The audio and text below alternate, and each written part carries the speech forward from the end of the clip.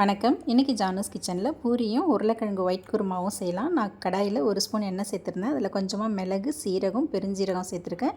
ஒரு துண்டு இஞ்சி கட் பண்ணி போட்டிருக்கேன். காரத்துக்காக 5 பச்சை மிளகா, 5-6 பல்லு பூண்டு, ஒரு பெரிய சைஸ் வெங்காயத்தை கட் பண்ணி போட்டிருக்கேன்.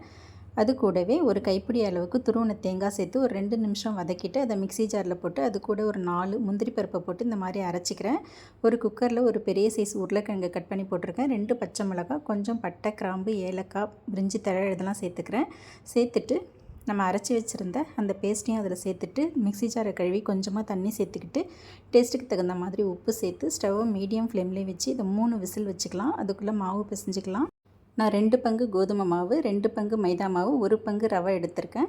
இதில் டேஸ்ட்டுக்கு தகுந்த மாதிரி உப்பு சேர்த்துக்கிறேன். 2 ஸ்பூன் எண்ணெய் சேர்த்துட்டு நல்லா கலந்து விட்டுட்டு கொஞ்சம் கொஞ்சமாக தண்ணி ஊற்றி இந்த மாதிரி கெட்டியாக பிசைஞ்சு வச்சுக்கலாம் பூரிக்கு.